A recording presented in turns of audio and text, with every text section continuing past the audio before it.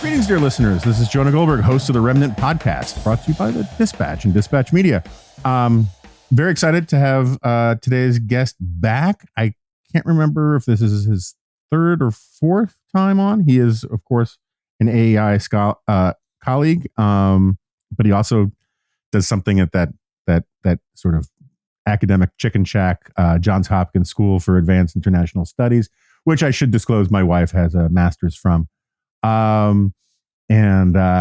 Anyway, glad to have back Hal Brands, and he's the author of he's the editor, compiler, grand strategist of a new book, The New Makers of Modern Strategy, From the Ancient World to the Digital Age.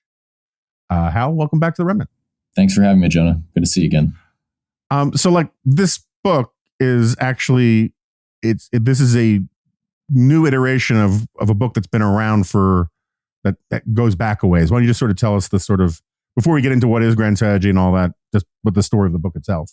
Yeah, so this is kind of a reboot of the founding text of what you might think of as strategic studies, which is basically the study of how you use military means and other means to accomplish political ends. And the first volume was put together by a guy named Edward Mead Earle in 1943, and the timing was not a coincidence. This is when the United States obviously had made its way into World War II, and there was a general sense that not just academics, but Americans of all stripes were going to need to know more about military affairs and the pursuit of strategy because their country was going to be involved in global politics on a much more systematic and large-scale basis than it had been in the past. And so Edward Mead Earle pulled together a group of about 20 contributors, a handful of which were actually refugees from Hitler's Europe. So they were European scholars that had gotten chased off the continent in 1939 and 1940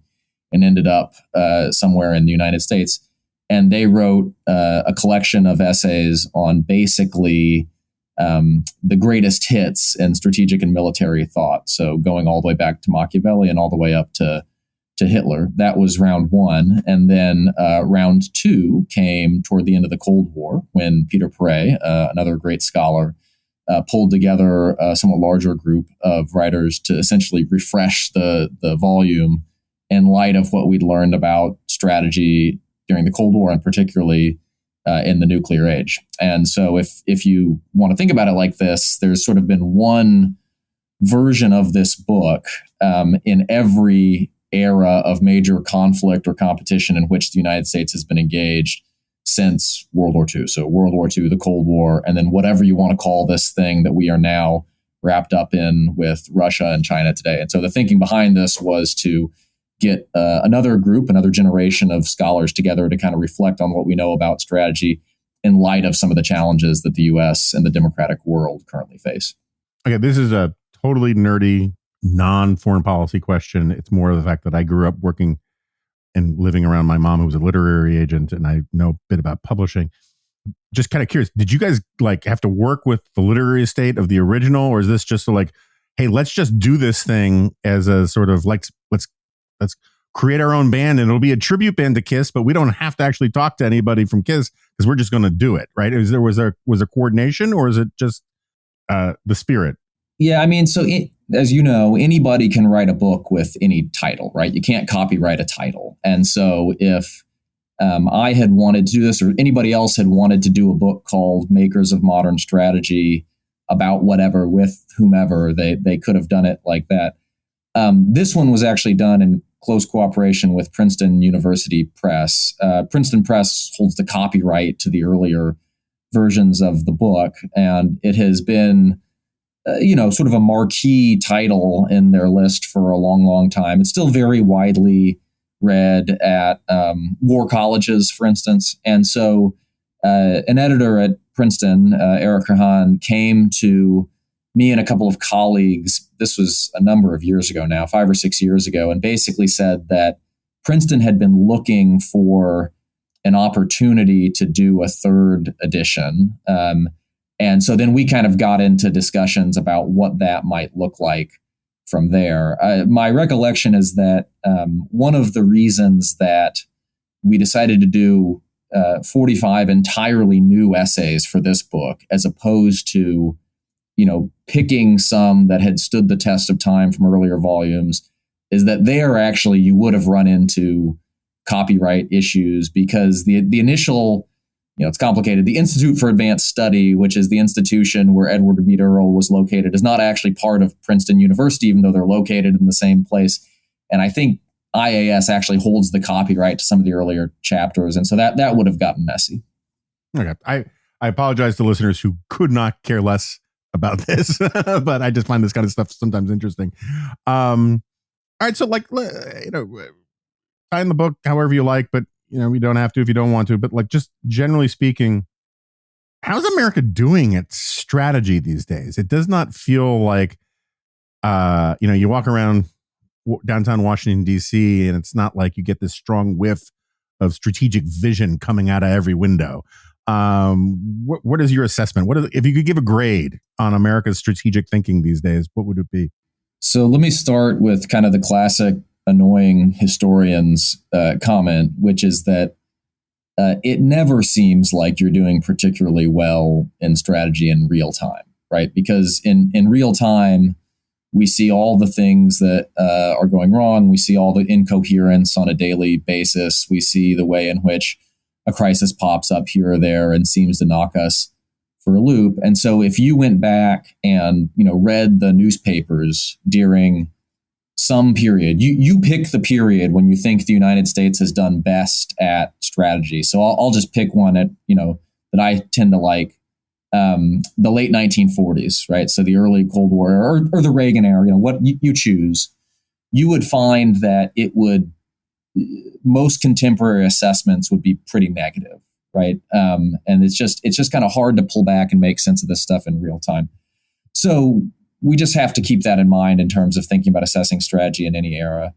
I would say, if we're thinking about U.S. strategy over, say, the past 5 or 6 years, I think we're kind of in a B minus range. And, that's sort of like the B minus range from back when grades actually mattered. But because you can see both good and bad, right? And so on the good side, I actually think there has been more of a bipartisan move toward a U.S. strategy for great power competition under both Trump and Biden than the political rhetoric would sometimes make you think, right? And so there is a fairly strong bipartisan consensus that the greatest threat the United States faces in a geopolitical sense is China, that we are also really challenged by what Russia is doing. And then we have been putting together a variety of measures to try to strengthen ourselves in that contest. And a lot of those span both administrations, right? And so if you look at sort of like the technological rivalry with China,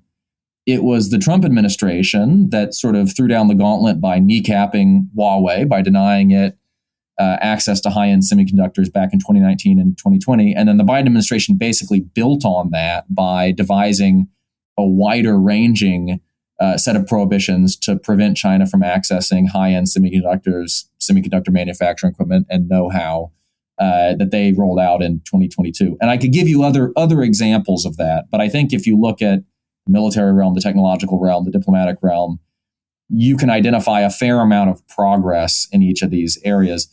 The reason I don't grade us more highly, though, is that I don't think that the urgency of U.S. strategy is up to the task. And so the direction of travel is correct, but the speed of travel is insufficient. That's true if you look at efforts to shore up the military balance in the Western Pacific ahead of whatever Xi Jinping may have in mind for the coming years vis-a-vis Taiwan. That's true if you think about the fact that American investors are still pouring money into Chinese companies that are helping the PLA and the CCP develop advanced AI capabilities and things like that. It's true if you look at kind of the desultory pace of trying to get multilateral agreement on efforts to limit economic and technological engagement with China and so on and so forth. And so in general, I think we're doing the right things. I'm just concerned that we may not be doing them at the speed that's necessary. So it's just because you mentioned AI, it's funny. I was talking to my wife this morning about what I should talk to you about. And she said, definitely update on the China stuff. And like, and she mentioned AI. And I was like, well, it's interesting. I read this article that said we're actually beating China on AI and that China's pissed off about it. And I went to go find it. And so I searched China. I just Googled China lagging US AI.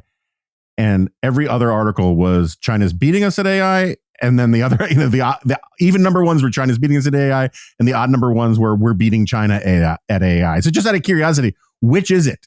And I want a declarative, definitive, dispositive answer. So my understanding is that if you think of the AI race holistically, so not in who's doing better in facial recognition or some other relatively narrow application of AI, but who is doing better across the range of applications, the answer is the United States is ahead, but not by nearly as much as you would want to be ahead. And so I have heard people who are far more expert than I am in the field say that the U.S. lead over China may be kind of in the 3 to 6 months range, which is more than it sounds like, given that the pace of innovation is so fast at the moment, but certainly not as much as you would be comfortable with. And there are important areas where the Chinese seem to be doing quite well. And so this is one of the reasons, by the way, when there was that proposal, I think it was in late February, early March, after everybody started freaking out about ChatGPT, Elon Musk and some other folks, in part for sincere reasons and in part for self-interested reasons, said, hey, maybe we should have a pause on advanced AI development for 6 months. And a lot of people who are active in the national security space said, oh my God, don't do that, right? Because we might pause, but the Chinese won't. And then you're just surrendering this position of relatively narrow advantage. So it's a tight competition, although I think arguments that sort of the Chinese have leapfrogged us are a bit premature. Yeah, I mean, the piece I remember reading, and for the life of me, I can't figure out where I found it. Maybe it was an Economist piece, but it was that in part because of the censorship and information controls that China has, the large language model stuff is falling behind because they can't get good data. You need these massive scoops of quasi-reliable, data. And when everything's under lock and key and a lot of it is shot through with propaganda and misinformation, the Chinese were, at least this was my takeaway, we're running into a big garbage in, garbage out problem with at least the large language model stuff. That sounds entirely plausible. I mean, this is a problem with, let's call it autocratic innovation ecosystems more broadly, right? Which is that if you don't have free flows of information, it is very difficult to generate the sort of broad-based innovation that you really need to thrive in geopolitical competition and economic competition. And the specific issue you mentioned is one that, again, people who are more expert than I am in AI have flagged with respect to Chinese AI development. I think, there is a flip side of this, which is that if you are thinking about simply about access to large pools of data with few privacy protections attached to them, then China's position looks better, right? Because it's got 1.4 billion people and relatively few protections on how their data can be used, which is not to say that our protections on how data can be used are perfect by any means. And so there are kind of offsetting strengths and weaknesses, but certainly when you're thinking about LLMs, I would imagine that's a challenge that Beijing is facing. I want to just focus for 2 seconds on the Biden administration. I was reading your Bloomberg column about that it's a targeted, tailored competition with China that allows for trade, but pulls back on semiconductors and other high value national security kind of trade and all the rest. Do you think that the Biden administration's approach to all of this is pure? I mean, purely on the merits. I don't think any administration does anything ever purely on merits. I'm not trying to be like signal them out for this, but how much of this is do you think politics to an actual strategic vision vis-a-vis China, and we all want to talk about Russia in a second, but let's just stick with China for a second. Well, the whole thing is shot through with politics from the beginning, but not necessarily in kind of the partisan politics sense that we often think of it, but shot through with politics in the sense that there are a lot of Americans who have deep economic ties with China and are reluctant to give those up, right? And that's true of Wall Street. That's true of universities. So the sector in which I work, it's true of a whole range of enterprises. And so when you see the Commerce Department or the Treasury Department, whether it's under Trump or Biden, seeming to want to go slow on some of these things that might make sense from a national security perspective, that is intensely political because it's reflecting the views of the constituencies that are typically close to those institutions. Just to give you one example, there is also the partisan political element here.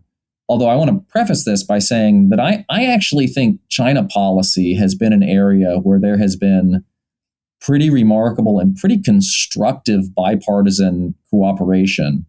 And so if you were to go back about 4 months, so beginning of 2023, when Kevin McCarthy was becoming Speaker of the House and the Republican majority was coming in, there was a lot of concern in kind of the circles that I run in, national security circles, that you were going to have a Republican majority in the House that was just going to sort of demagogue the heck out of China issues, that McCarthy was going to go to Taiwan immediately because Pelosi had gone to Taiwan, and we were going to be off to the races in terms of sky-high U.S.-China tensions and a poisonous political climate and so on and so forth. And for the most part, that hasn't happened. I think the China Select Committee, run by Mike Gallagher, who we both know, has actually had a pretty responsible bipartisan approach to these issues. They've tried to focus on issues that are not super painful politically for either Democrats or Republicans. They have tried not to needlessly inflame tensions. And so there was some talk at the beginning that maybe that subcommittee would physically go to Taiwan to hold a hearing. I think that would have been a really, really bad idea. And they did something else instead. And then, of course, what happened was that the Biden administration cooperated more closely with the Republican Speaker of the House to manage, his meeting with Tsai Ing-wen than they had been able to do with the Democratic Speaker of the House. And so when Tsai came to the United States, McCarthy chose to meet with her here in California, which not coincidentally is as far away from D.C. as you can get in the continental United States, as opposed to going to Taiwan. And the reason this happened is that both the administration and the Taiwanese told McCarthy, hey, if you pull a Pelosi, it's going to be a worse crisis than happened last time because the Chinese are going to escalate above the threshold that they set last time. And so, that's not to say that everything is hunky-dory in Republican-Democratic relations on China, or that this is going to be sustained as we get closer to a 2024 election in which China, I expect, will be a central issue. But so far, I'd say the system is working fairly well. You asked, just to get back to the question that you asked, I think the Biden administration right now is in a fairly comfortable position politically on China, in the sense that the administration can say, we are taking prudent measures to protect the United States and its allies from this threat that we all perceive, but we're not going overboard with it. We're not, turning this into sort of a vicious political issue within the United States. We're not trying to have all-out escalation in the relationship. And for a variety of reasons, I think that kind of makes sense for Biden politically. Now, we can argue about whether that is actually the right approach in policy terms. There are some areas where I certainly wish that the administration was willing to go faster and take more risk. But I think Biden kind of has the equilibrium he wants on China policy at the moment. All right, so let's just switch gears to Ukraine. My colleague, or former colleague, David French, was recently in Ukraine, and he came back and he was talking to us on one of our other fine podcasts about his trip, and he was really hammering home the fact that the Russians have done a much better job of adapting to Ukraine's strategy, to its tactics, than the Western press has kind of picked up on yet. Although I've been now paying attention to it, and you're seeing more and more pieces about this. And so he was saying that one of the reasons why Ukraine keeps escalating the asks for weaponry is that the existing defense systems aren't up to the task because the Russians have adapted. And I asked David whether he thought Biden's sort of, you have to ask me 30 times and then I'll say yes approach to all this stuff is because of that, or is it because he's dragging? And David's answer was, I don't know, which is the fair answer. But what is your sense of it? We've had our colleague. I'm reading the Robert Kagan book. Our Kagan, Fred. Geez, I apologize to Fred in advance. There are too many Kagans and Kaplans in this space, by the way, and you're kind of guilty too with having a father who's in this business too. So like the business is lousy with Kagans and brands. I think every fair-minded person who cares about the Ukraine issue and Ukraine and is pulling for Ukraine has to give Biden credit for actually backing Ukraine when it wasn't obvious that he would have, and all of that. So you start with a pretty high grade just from that baseline. But I'm getting pretty exhausted with no, they don't need F-16s. No, they don't need HIMARS. No, they don't need Patriots. But then you wait long enough and, well, yeah, we're going to give them to them, or we're going to allow them to get them and all that kind of stuff.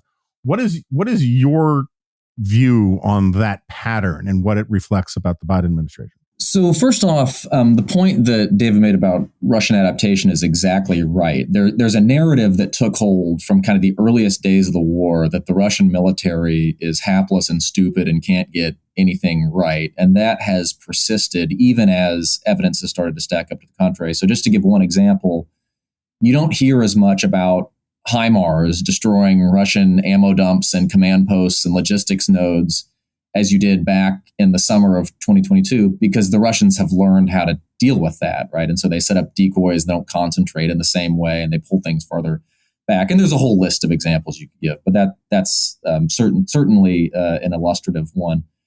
I think, in terms of the Biden pattern of support for Ukraine, there are two things worth keeping in mind. The first is that there is a night and day difference between what the United States has done this time around and what it did in response to previous Russian invasions of Ukraine, of which there were two in 2014 and in 2015. And so as you remember well, Jonah, I mean, back then, we refused to sell the Ukrainians weapons out of fear that helping them defend their territory would be escalatory, right? And so we live in a different world now. And as you say, I think Biden gets a fair amount of credit for that.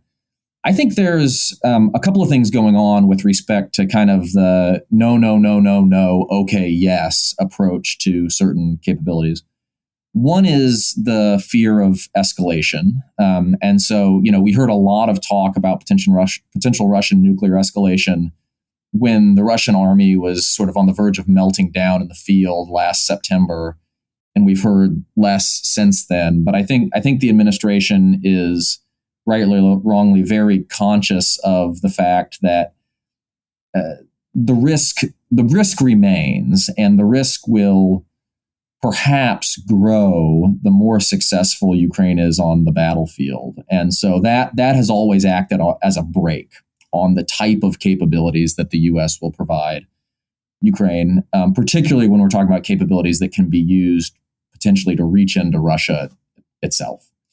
The other thing I think that's going on is that the administration had a particular theory of the case about how this war was going to end, which I never quite understood. And I'm not sure if anybody actually believed it. But the theory of the case went like this. The Ukrainians had taken back a bunch of territory toward the end of 2022. In 2023, what was going to happen is the Russians would do an offensive. It wouldn't go anywhere. The Ukrainians would do an offensive, which would probably take back some ground. Both sides would be really, really tired at that point, and they would get into a negotiation, and the war would either ramp down or come to an end at some point this year. Again, I don't know why anybody would have thought that was actually the case. Vladimir Putin has given absolutely no indication that sort of one more Ukrainian offensive is going to do it in terms of convincing him to throw in the towel. The Ukrainians have been very clear that they want all of their territory, including Crimea, back. And the idea that Zelensky, who has sort of staked his political future on this, is going to walk back from that prior to Ukrainian presidential elections that may or may not be held early next year, I think is also somewhat illusory. And so what has happened more recently is I think the administration has come off of that theory a little bit more. And so this is why the administration has become gradually more willing to provide things it had previously been reluctant to provide, whether that was Abrams tanks, where we had the announcement back in, I think, January it was, that the U.S. was going to deliver some toward the end of this year, or F-16s, which will probably come from European countries, but you got to have U.S. permission to do that, because they're realizing that the war is going to go on beyond this year, unfortunately, barring some surprising Ukrainian breakthrough in the current or the coming offensive. And so they're trying to signal a degree of longer term support for Ukraine as a way of messaging Putin, hey, don't think you can just wait us out on this. There are some people who believe that if the United States had just kind of thrown caution to the wind and given the Ukrainians everything they'd asked for earlier in the fighting, the Ukrainians might have been able to take advantage of this moment of Russian weakness in the second half of 2022 and liberate all their territory. Maybe, I don't know. I mean, the Ukrainians were sort of running short on forces. They were going to have to pause at any rate after they took the area around Kharkiv and then Kherson in the fall. But I do think there is, certainly reason to ask whether we have gotten maximum bang out of our support for Ukraine, because it has come in these relatively deliberately paced out increments. Let's stop talking about American strategy for a second, talk about Ukraine strategy. I am utterly and wholly unconvinced by, look, peace is better than war, but as my friend Kevin Williamson was saying on this thing I did with him last night, Kissinger makes this point that, like, if you signal that your highest goal among everything is peace, then it invites war, because people know that they can just win concessions out of you and then you'll beg for peace every time. And it seems to me that I could understand a strategic pause for Ukraine given facts on the ground about trying to take Crimea back. But long term, I don't see how Ukraine can really survive without taking Crimea back. If you take as a not 100% certain, but as the most plausible assumption, which is that any strategic pause on the part of the Russians is just to catch their breath and then they're going to come back. And I don't know how Ukraine can assume anything else. So certainly so long as Putin's alive. So, what do you think? Facts are stubborn things, and who knows how the war actually goes. But 5-10 years from now, like, what do you think the strategic posture of Ukraine needs to be vis-a-vis Russia, assuming that Putin or his replacement don't really fundamentally change their vision about what they want, for greater Russia? I think this is a big challenge, because I think there are going to be two pieces of this that are really important, regardless of what the disposition is of Crimea and other territories at the end of this war. So let's just stipulate as kind of a going-in assumption that Ukraine gets back enough of its coastline so that it is an economically viable state, regardless of whether it has Crimea. Although I basically accept your premise that if there's a state of simmering hostility, having a Russian-occupied Crimea is a real problem for Ukraine. I think in order to kind of sustain itself in that situation, Ukraine needs two things from a defense perspective.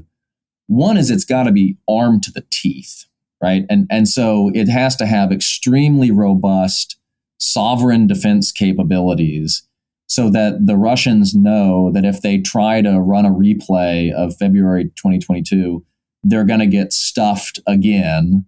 And Ukraine is not totally dependent on the next infusion of munitions and arms from the West to defend itself. So think, look at what Poland is doing right now, where they're basically blowing the doors off of military spending. They're going to get up to something close to 5% of GDP spending on defense, develop very formidable capabilities. You're going to be looking at something similar for Ukraine on an ongoing basis. That's a challenge, though, because Ukraine's economy is just in tatters, right? It's rubble at this point. And Ukraine is going to be an economic ward of the international community for a long time to come, unfortunately, which means that the cost of maintaining that sort of military is going to be very high and very painful for that sort of state. So that's thing one. I think thing two has to be some sort of security backstop for Ukraine in the form of either guarantees or a very tight defense relationship with other countries. And so, sort of at the most ambitious end, there is Ukrainian membership in NATO, an idea that has gotten more traction than I might have guessed it would have a year or so ago. But I think President Biden is still against it. I'm sure Donald Trump is against it if he becomes America's president again in 2025. And it's not clear to me that you could get consensus among the NATO members on bringing Ukraine in. And so if that's not viable, then what is the relationship? And I think it's some combination of a special defense relationship with the United States. And so the model that sometimes been talked about is sort of the Israeli model, right, where you have a memorandum of understanding that commits to provide Ukraine with some degree of capabilities to give it a defensive capability vis-a-vis its neighbors, and has some set of assurances short of an actual treaty alliance. And then probably that combined with very close relationships, if not an outright alliance, with a number of Eastern European countries who feel the threat from Russia very acutely, and then maybe countries like the United Kingdom as well. So I think it's going to be a little bit of a mishmash when it comes to the second factor, which is sort of the web of Ukrainian relationships with the West. But you're going to need both of those things so that you convince Putin that he won't be able to win quickly in any war with Ukraine in the future, and that if he picks a fight with Ukraine, he is picking a fight with a larger set of countries that are very committed to Ukraine's defense. Just broadening this out a bit, I'm a foe of teleology, right? So I don't think things are guaranteed or anything like that. I wrote a whole book about how Western liberal democratic capitalism was basically an accident. So like I don't believe in destiny per se in all these kinds of things. So I'm not talking about that. But George Kennan, who I'm sure you have several tattoos quoting him. It's sort of required in your line of work. But no, I mean, like, the long telegram, the X article, whatever we're supposed to call it, this idea of the sort of sources of Soviet conduct. I've been reading the Orlando Figes's book, The Story of Russia, and it's remarkable to me how much continuity there is. I mean, particularly when you think about the fact that the Soviet Union the Bolsheviks were supposed to be the new Jacobins starting over at year zero. They're blowing up churches. They're redoing everything. Fresh start, all that. And yet Stalin ends up falling back into some pretty consistent patterns going back the previous 1,000 years. Putin, creature of the Soviet Union, nostalgic for it. He clearly does not see the sharp distinctions between Tsarist Russia and the Soviet Union that pure theoreticians would. Let's put it that way. How much stock do you put? I don't think this sort of demography and culture is destiny stuff is equally true or untrue for every country. I think it's sort of more true for some civilizations than others. But how much stock in strategic thinking? Is there a formula for how to think about this? Is it just simply going back to what Seymour Martin Lipset used to call history the mother of all social sciences? Is it really just trying to learn history and make rational conclusions or deductions from it? How do you think about that kind of stuff? So the case of Russia is a good one to bring up because, the more we see of Putin and the more we hear him talk about the Soviet Union as like a pretty good thing and it's a shame that it went away, and the more we hear him compare himself to Peter the Great and other sort of legendary Russian rulers or infamous Russian rulers, the more it becomes clear that there are these powerful patterns of continuity across time in Russian history and in history more broadly, right? And so if you're thinking about kind of the things that make Russian foreign policy go, there is this long-standing idea. Stephen Kotkin, the great historian of the Soviet Union and Russia, has written about this idea that Russia is a providential power, right? It has a God-given mission to influence the world in positive ways. That persists, from Tsarist Russia in a different form in the Soviet Union, persists under Putin today. There is the geographic factor. It's a country with long, insecure land borders. And so how do you seek security if you're that sort of country? Well, you expand, right? You try to give yourself as big a buffer as possible. That's certainly present throughout the eras in Russian and Soviet history. And of course, with a brief exception during the 1990s, it's an autocratic state that often has an uncomfortable existence with the major liberal powers of its era, whether that was Great Britain in the 19th century, particularly the later 19th century, or the United States more recently. And so you can learn a lot. You can do a lot of predictive work, to get back to your broader question, simply by looking at these broad swaths of Russian history, these broad trends, and then kind of mapping them on to what we see in Putin's foreign policy today. But, Putin is also a very good example himself of, I guess you could say, like the limits of kind of thinking about these broad issues and how they, structural issues basically, and how they influence decision-making, because so much of this is wrapped up in his personality. And I'll give you just two examples of this. The one that's most famous, of course, is that Putin was kind of present at the destruction of the Stalinist empire. He was a mid-level KGB officer stationed in Dresden in East Germany in 1989 when the wall came down. And that experience was searing for him and really shaped his view of what Russia / the Soviet Union had been, what it had lost, and what it should try to become again. But then the other issue, which is, it would almost be funny if it weren't so tragic, is a lot of what's happening right now has to do with the way that Putin spent his COVID isolation, right? And so this guy is visibly terrified of COVID, which is why he sits at these cartoonishly long tables with his advisors or with visiting dignitaries. And so as best we know, he spent, much of 2020 and 2021 in virtual isolation, apparently doing, research in the old Russian and Soviet archives so he could write this goofy but chilling essay in 2021 on the historical unity of Russians and Ukrainians, basically arguing that Ukraine had never had a meaningful existence outside of a union with the Russian state. And so there are these weird idiosyncratic factors that come into play. And so you might be able to get a fair amount of sort of predictive mileage out of looking at the broad patterns in Russian past. But if you want to know why Putin decided to do this at this moment, much more idiosyncratic factors start to come into play. I'm with you, but part of my point is the utility of looking at Japanese history. There is definite utility there, right? About understanding Japanese actions today.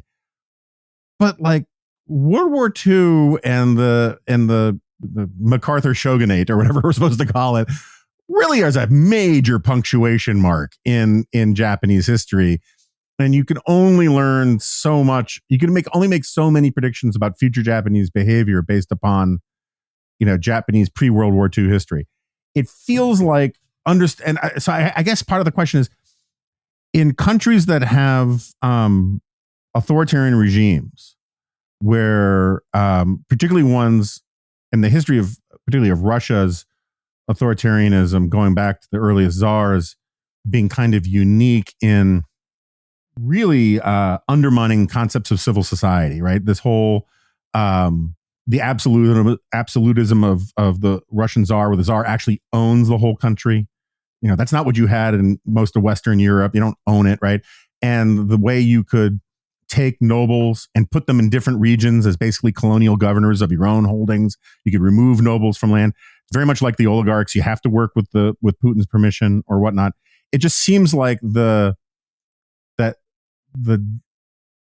the predictive power of history is much stronger for authoritarian regimes, because there's less of in rich ecosystems, you have trees have roots that keep the soil in and provide habitat and all this kind of stuff. It's much when you have authoritarian regimes, the ecosystems of civil society are kind of pulled away, and it becomes very easy for the personalist rulers of countries to see themselves in this grand narrative of their country's history. And that's one of the things that makes the past more relevant for personalist dictators than it does for pluralistic societies where you have people who have to actually get buy-in from other stakeholders. Does that make sense? I mean, I'm just trying to think it through about why the past is more predictive for authoritarian regimes, it seems to me, than it is for pluralistic regimes.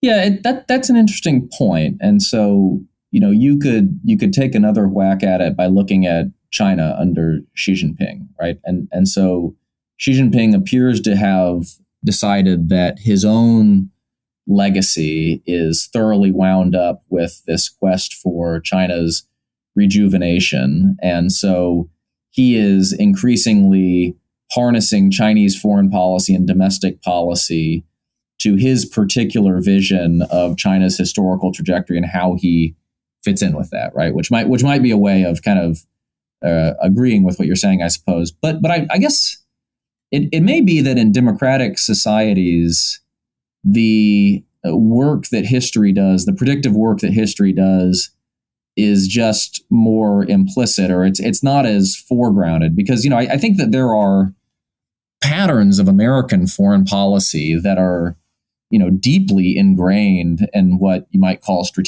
our strategic culture, even though they are not as closely associated with a particular leader, and even though leaders are not as free to kind of chart their own course as they may be in autocratic societies. And so there's a reason that the United States continually finds itself at odds with the most powerful autocratic countries in the international system, which is because we believe at some level that ultimately their vision of domestic order gives them a vision of international order that we are not going to be comfortable with over time, right? And that is a very steady theme in U.S. policy going back a long way. Now, there are also these punctuation points in American history where you wouldn't get a whole lot of predictive power out of looking at certain aspects of U.S. foreign policy during the 19th century and then trying to figure out what the U.S. would do in 1981, because there was this big disjuncture in American history, the Great Depression and World War II, that kind of alters American strategic culture in a significant way. So I don't know that I have kind of a definitive answer for the question of whether the past is more predictive in one set of regimes than another. But if you look at kind of the most powerful autocratic states in the system today, you can certainly see the ways in which narratives about Russian or Chinese history and how they intersect with narratives about a particular ruler's greatness are doing a lot of the work in driving their foreign policies. We must have talked about this previously when you were on here, because I basically subject every foreign policy egghead I have on here to this basic thing. And I can't remember what your answer was. I apologize in advance. But, my standard line for 25 years now has been that a foreign policy realist is an ideologue who's lost an argument. And I'm not saying that being realistic is bad. Realistic is important. It's the essence of all good policy. Understanding reality as it exists, that's all good. I'm not saying we should put on blinders and ignore the facts on the ground. That's all important and vital. But foreign policy realism, which works on this idea that that basically the nature of rulers doesn't matter, that it's the inherent interests of the state that win out and all that kind of stuff. And I'm confessing my priors. I have a lot of hostility towards foreign policy realism, in part because of the stuff that you were talking about before about how America, despite one administration or another, one party or another being in charge, we just kind of don't like authoritarian countries. And it comes out in our foreign policy. And it doesn't mean necessarily we go to war with every authoritarian country. We don't. But we're never going to be buddies with unfree countries the way we are with free countries. And I think that's right and good, because your principles should inform your policies. And so it seems to me that the realist point of view, I understand realists have done a lot of heavy lifting trying to explain to justify, explain away, legitimize Russian behavior for a very, very long time. But how in God's green earth can a realist look at what Putin has done and say, oh yeah, this was just totally in Russia's interest. They had no choice but to do this, right? I mean, isn't it time to sort of put realism away as a serious vision for how countries behave?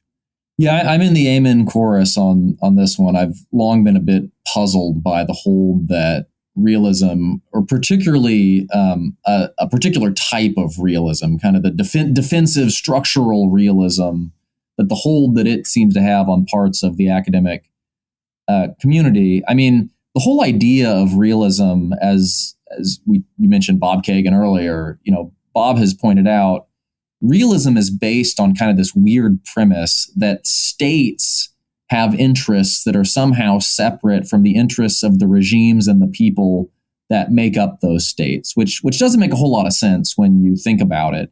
And there actually is an ideological underpinning to that, which is that it was sort of the thing that we forced ourselves to believe after the 30 Years' War as a way of trying to create a system where you could have states that were content to sort of live and let live when it came to how other states managed their people, and take, carte blanche to manage their people as they saw fit. And it just doesn't explain a lot about how regime type, to use the word that political scientists would use, influences foreign policy, right? And so, why was the Chinese Communist Party always so threatened by the United States and by the international system the United States set up, even at times we now know when outwardly the relationship was pretty good in the 1990s or 2000s?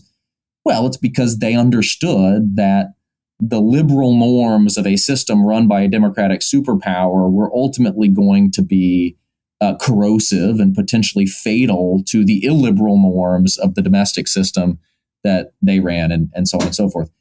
The other thing I think that realism misses, particularly in talking about Russian behavior over the past 30 years, is the strange fact that while the Russians never liked the expansion of NATO into Eastern Europe, from a pure security perspective, NATO expansion made Russia safer than it had ever been in the modern era. Because what NATO expansion solved the two problems that had bedeviled Russian and Soviet leaders for a long, long time. It basically wrapped Germany in a strategic cocoon of liberal democracies. And so the German problem was solved from a Russian perspective. And it pacified Eastern Europe, which was the region through which instability and armies marauding their way to Moscow had passed for decades or for centuries. And so if you just ask the question, like, was Russia safer from invasion in 2007 than it had been in 1941 or 1914 or 1812? Like, of course it was safer from invasion than it had been. So then why didn't the Russian regime like NATO expansion, right? Why couldn't they accurately perceive that their interests should lead them to like NATO expansion? I think there's two factors. One is that, states don't just want security, right? And this is where structural realism and defensive realism particularly goes wrong. They want glory. They want the greatness of empire. They want prestige. And Putin very well understood that NATO expansion was foreclosing that opportunity for Russia in its near abroad. And what states also want, or what rulers want really, is security for themselves, right? Not so much for their countries, but for themselves, right? And so it's quite clear that Putin worried about the precedent that a democratic Western-leaning Ukraine or a democratic Western-leaning Georgia might set for Russia itself, right? If Russian speakers in Ukraine could have decent government, if they could have a strong relationship with the EU and the West, well, why couldn't Russian speakers in Russia have that too, right? There's this continual fear of ideological contagion coming from pro-Western liberal states on Russia's borders. And you can get a long way of explaining, why Putin has felt so threatened by the post-Cold War march of U.S. foreign policy by looking at these issues, which really don't have a lot to do with kind of security in the traditional sense. That's a really interesting point about the NATO made Russia safer. I hadn't really thought about it in those terms, but once you explain it, it's kind of obvious, right? I mean, just NATO is is a stabilizing force in Europe, and Hungary is kind of maverick these days, but it's not going to do anything that jeopardizes its membership in NATO or the EU, and also, I mean, they gave the game away a little bit when they just didn't really give much of a rat's ass about Finland joining NATO, which shares an 800-mile border with Russia, and I know ultimately Finland lost, but like Finland really gave a pasting to the Soviet Union back in the day, and then wars prior with Russia. So I just don't know enough. I love intellectual history, but I don't know enough about the origins of the realist argument. It always seemed to me that there was a kind of vestigial family resemblance to sort of Marxist arguments, which is that, class interests, the scientific unfolding of history, that these things are objective material facts of historical development, that individual personalities and great leaders and great men, these things are all sort of distractions, and you have to look at underlying things. And that's where this idea of, where I always assumed, I don't know this, that's where I always assumed this idea of state interests winning out came from, because it was this sort of dialectical materialist kind of argument. Is that just something I just always assumed one way or the other, and it's not true? I mean, there's a certain similarity with any kind of structural argument, I suppose. One book that is really good on this is a book by Jonathan Kirshner up at Boston College. I believe it's called An Unwritten Future. And it's basically about how realism has changed over either the past 100 years or the past 2,500 years, depending on your perspective and whether you want to go all the way back to Thucydides. But the point that he makes, which I think is actually correct, is that classical realism brought in a lot of the dimensions that you and I have talked about, right? It talked about, motives of honor, motives of fear, right? A lot of the things that you understand drives human behavior on a day-to-day basis. And a lot of that stuff kind of got stripped out of realism after World War II and during the Cold War in particular. And I think there are complicated reasons for that. Structural realism really got moving after the Vietnam War, and its close cousin, defensive realism, really got moving after the Vietnam War, where a lot of what academic political scientists were looking for was an answer to the question of like, how could the United States have blundered so badly in getting into Vietnam, a conflict that did not seem to serve its interests, and what was a school of thought, frankly, that could be used to kind of restrain the United States from doing stupid things in the future. The other interesting note about realism is that even realists have had a hard time explaining the United States, right? And so if you look at the work that leading realists have done to try to explain U.S. foreign policy, it often defaults into this very strange space where it says that, like, look, the world works according to realism, but not in America, because America does things that conflict with my preferences for U.S. foreign policy and my understanding of how the world works. So there must be something else going on here. And that something else is typically like a conspiracy theory of what drives U.S. foreign policy. So maybe it's the Israel lobby that drives U.S. foreign policy. Maybe it's the blob that drives U.S. foreign policy, right? Maybe it's sort of this ideological compulsion that drives U.S. foreign policy. But because realism seems to hit a dead end in explaining how the United States behaves, you find people contorting themselves a little bit to provide an explanation that shows how U.S. foreign policy has been hijacked by somebody or something, but the broader paradigm remains. Yeah, which again, to me, maybe it's only metaphorical, but the similarities to some forms of Marxist argumentation which is that there must be entrenched interests that are contrary to the good of the greater society that are thwarting the natural progression and unfolding of historical consciousness raising or whatever the thing is, right? And so the Mearsheimer stuff and all that, it's all nations should be realist. Most nations are realist. America is not. So there must be someone behind the curtain making it that way. And they're both quasi-scientific arguments. So they purport to be quasi-scientific arguments, right? Which to me has always been something of a way to borrow it's the logical fallacy of the appeal to authority. It's sort of like Hayek's stuff about scientism. If sort of like Bill Murray in Ghostbusters, back off, man, I'm a scientist, right? He's like, oh, well, it's scientific, it must be true then, because you say so. All right, so just very quickly, I know we're running out of time, but back to America stuff. We are I think there's a vote today on the debt ceiling stuff, which is no way to run a railroad, and we can keep out the punditry. But I'm very much in the camp of we need to make a lot more stuff that blows up and that or move stuff to positions to blow stuff up. And and it seems to me the deterrence is much, much cheaper than learning the lessons of failures of deterrence, right? Do you have much hope that that defense spending will go to where it needs to be at some point in the near future without having to first learn some really bad lessons? So based just on the contours of the deal, no, right? Because the deal is basically going to cap. So defense spending is going to get, I think, a 3.3% bump from FY 23 to 24, and then a 1% bump from 24 to 25.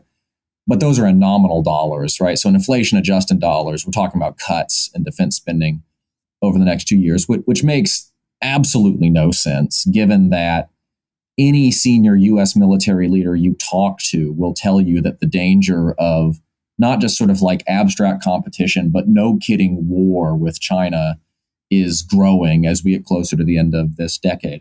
Now, let's see what happens, right? Because I think there is a general consensus in Washington and in Congress that defense spending is going to need to rise. And so I wouldn't be shocked if there's some move in the next, whether it's the next 3 months or the next year or whatever, to basically get some increment in defense spending above the caps in this deal, which will probably have to be coupled with some increment in non-defense discretionary and so on and so forth. Now, but that won't, then we're still talking about very marginal increases, right? And so there's a huge gap between sort of the analytical urgency with which we seem to view the Taiwan problem and the China problem and the problem of growing great power tensions in general, and then kind of the programmatic or budgetary urgency with which we are treating it. And I think, if we really think that, deterrence is important and that we are potentially headed for a major blow up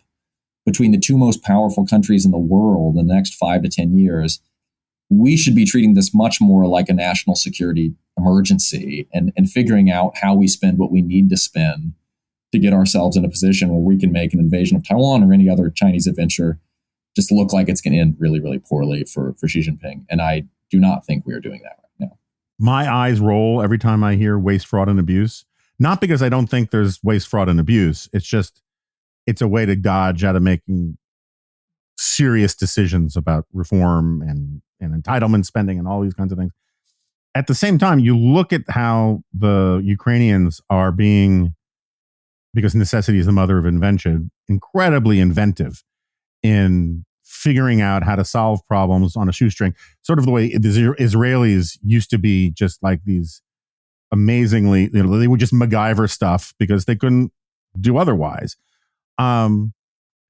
Is there a chance? Because again, I have a higher tolerance for I never have a tolerance for fraud, or abuse, but waste is sort of inevitable at massive scale, right?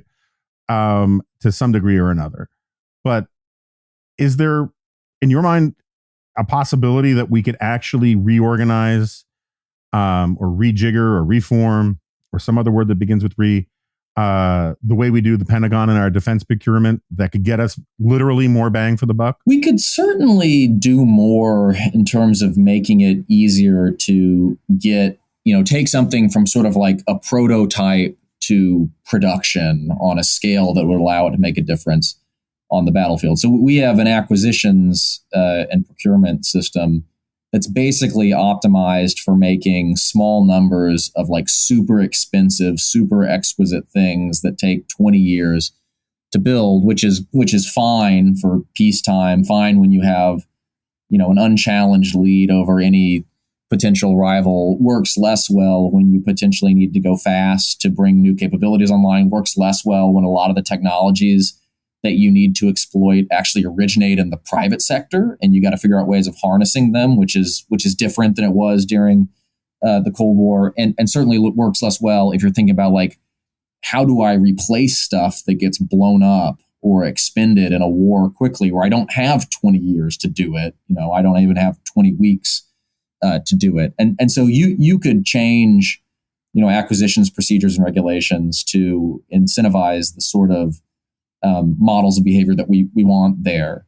But in general, a lot of this does come down to a question of money. Yes, you can always try to wring waste, fraud, and abuse out of the system, but you got to understand, there's not an unlimited supply.